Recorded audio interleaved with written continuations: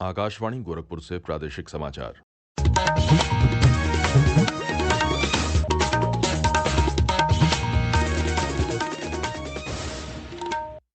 नमस्कार। समाचार बुलेटिन के साथ मैं विकास राय।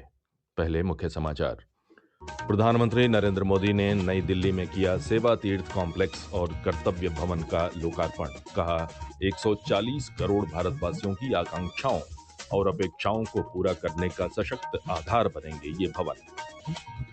विधानसभा में राज्यपाल के अभिभाषण पर मुख्यमंत्री योगी आदित्यनाथ ने प्रदेश की उपलब्धियों को किया साझा। कहा, उत्तर प्रदेश देश के विकास का अग्रिम इंजन बनकर कर रहा है नेतृत्व।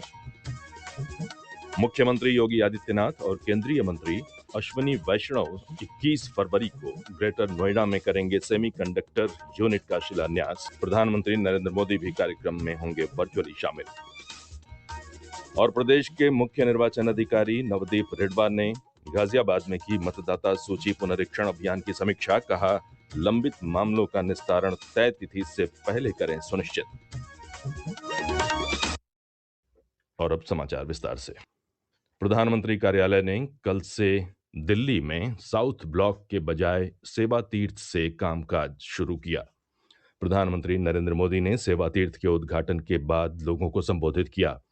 उन्होंने कहा कि सेवा तीर्थ कर्तव्य भवन 1 और 2 विकसित भारत की ओर भारत की यात्रा में एक अहम पड़ाव है। उन्होंने कहा कि 140 करोड़ भारतवासियों की आकांक्षाओं और अपेक्षाओं को पूरा करने का सशक्त आधार बनने के साथ ये भवन नागरिक केंद्रित शासन और देश की उन्नति के लिए सरकार की वचनबद्धता को दर्शाते हैं।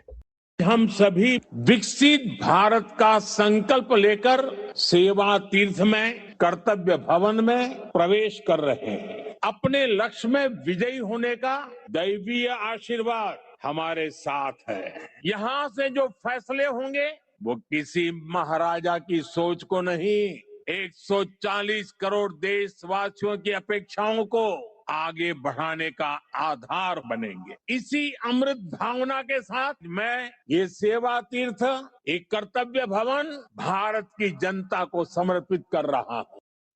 श्री मोदी ने कल नए प्रधानमंत्री कार्यालय सेवा तीर्थ के साथ ही कर्तव्य भवन 1 और 2 का उद्घाटन करने के साथ ही पहले दिन कई महत्वपूर्ण निर्णय लिए। इनमें पीएम राहत योजना को मंजूरी, लखपति दीदियों के लक्ष्य को दोगुना करके 6 करोड़ रुपए, कृषि बुनियादी ढांचा कोष को दोगुना करके 2 लाख करोड़ रुपए और स्टार्टअप इंडिया एंड फंड्स के दूसरे चरण को 10,000 करोड़ रुपए की निधि की मंजूरी शामिल है। उत्तर प्रदेश विधानमंडल के बजट सत्र के 5वें दिन विधानसभा में राज्यपाल आनंदीबेन पटेल के अभिभाषण पर चर्चा का जवाब देते हुए मुख्यमंत्री और सदन के नेता योगी आदित्यनाथ ने प्रदेश की उपलब्धियों को साझा किया। मुख्यमंत्री ने कहा कि उत्तर प्रदेश अब पिछड़े राज्यों की श्रेणी में नहीं है, बल्कि देश की अग्रणी अर्थव्यवस्थाओं में अपना स्थान बना चुका है। प्रदेश टेक्नोलॉजी, ट्रस्ट और ट्रांसफॉर्मेशन की त्रिवेणी बनकर उभरा है और देश के विकास का अग्रिम इंजन बनकर उसका नेतृत्व कर रहा है। Skill India, startup India, stand up India, इन सब को प्रभावी ढंग से आज प्रदेश के अंदर लागू करने में हमें सफलता प्राप्त। 20,000 से अधिक हमारे पास स्टार्टअप यूपी के अंदर वर्तमान में काम कर रहे हैं। 76 इंक्यूबेटर्स हैं, 7 हमारे पास सेंटर ऑफ एक्सीलेंस हैं और 8 यूनिकॉर्न उत्तर प्रदेश की युवा नेतृत्व और इनोवेशन की ताकत को आज प्रदर्शित कर रहा है।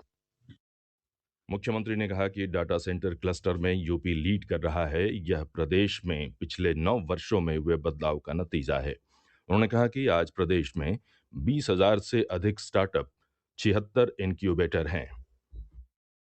ये 9 वर्ष की जो यात्रा, ये सरकार की अपराध और अव्यवस्था से अनुशासन की यात्रा है। कर्फ्यू से कानून का राज का है, उपद्रव से उत्सव की यात्रा है, समस्या से समाधान की यात्रा है और अविश्वास से आत्मविश्वास है। अब यह उत्तर प्रदेश बीमारू राज्य नहीं है। आज यह TTT का एक प्रतीक बना है। TTT, technology, trust and transformation, यानी इन तीनों की एक त्रिवेणी बनकर के उठा है। मुख्यमंत्री ने कहा कि अपराधियों के प्रति जीरो टॉलरेंस और रूल ऑफ लॉ आज उत्तर प्रदेश में स्पष्ट रूप से दिखाई देता है।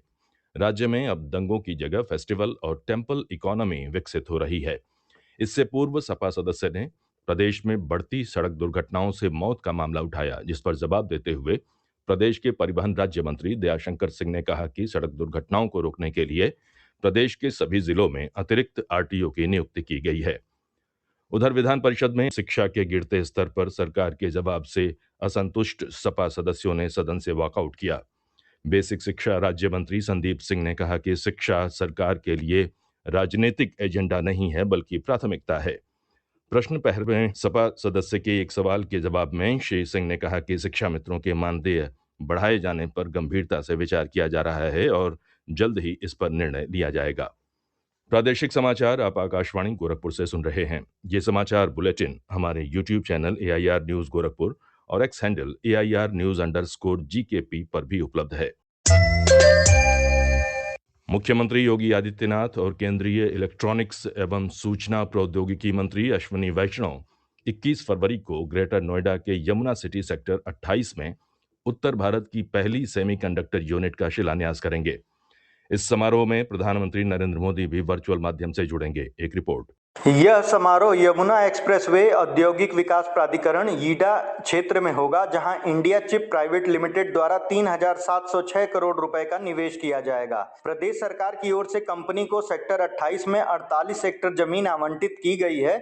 यह यूनिट डिस्प्ले ड्राइवर IC का उत्पादन करेगी, जो मोबाइल फोन, लैपटॉप, PC और ऑटोमोबाइल्स और अन्य डिस्प्ले पैनल वाले उपकरणों में उपयोग होती है। यह परियोजना भारत के सकल घरेलू उत्पाद में प्रतिवर्ष लगभग 45,000 करोड़ रुपए का योगदान देने में सक्षम होगी। परियोजना से प्रदेश में लगभग 3,000 प्रत्यक्ष और अप्रत्यक्ष रोजगार अवसर सृजित होने की संभावना है। समाचार कक्ष से विवेक सिंह। उप मुख्यमंत्री ब्रजेश पाठक ने कल भदोही में सूर्यावा सामुदायिक स्वास्थ्य केंद्र का निरीक्षण किया।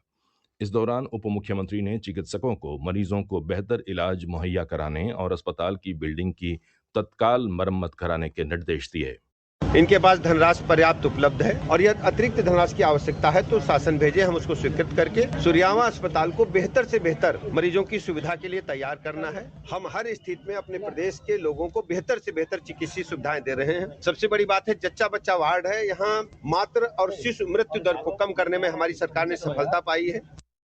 प्रदेश के मुख्य निर्वाचन अधिकारी नवदीप रिढ़वा ने कल गाजियाबाद में मतदाता सूची पुनरीक्षण अभियान, मतदाताओं को भेजे गए नोटिस और लंबित प्रकरणों की समीक्षा की। इस मौके पर मुख्य निर्वाचन अधिकारी ने कहा कि लंबित मामलों का निस्तारण तय अंतिम तिथि से पहले सुनिश्चित किया जाए ताकि कोई भी पात्र मतदाता सूची में शामिल होने से वंचित न रहे। बहुत ही कम संख्या में नाम कटे हैं। अगर किसी के विरुद्ध फॉर्म 7 आ भी जाता है तो कोई घबराने की बात नहीं है, क्योंकि बिना उस व्यक्ति को नोटिस दिए, इसको सुनवाई का मौका दिए, किसी का नाम नहीं काटा जाएगा। किसी भी पात्र मतदाता का नाम, ऐसी हमारी व्यवस्था है कि नहीं कटेगा। केंद्रीय शिक्षा मंत्री धर्मेंद्र प्रधान ने IIM लखनऊ में 3 नए आर्टिफिशियल इंटेलिजेंस आधारित पाठ्यक्रमों की घोषणा की है। दिल्ली में भारत बोधन AI कॉन्क्लेव 2026 में इन पाठ्यक्रमों की घोषणा के बाद केंद्रीय शिक्षा मंत्री ने कहा कि कृत्रिम बुद्धिमत्ता भारत के विकास में निर्णायक भूमिका निभाएगी।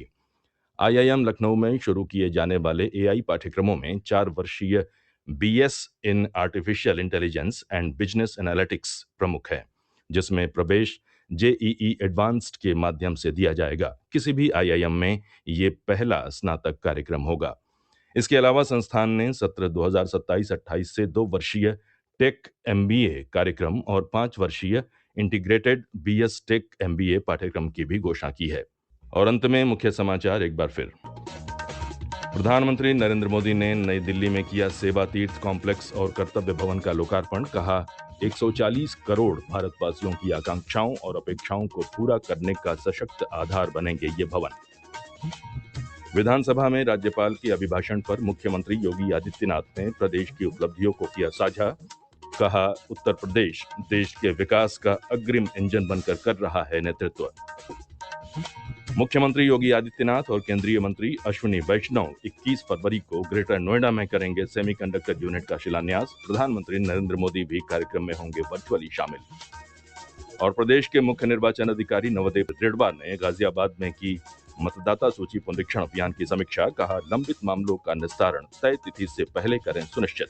इसी के साथ प्रादेशिक समाचारों का ये बुलेटिन समाप्त हुआ। अगला समाचार अब से थोड़ी देर बाद सुबह 8 बजे प्रसारित होगा। नमस्कार।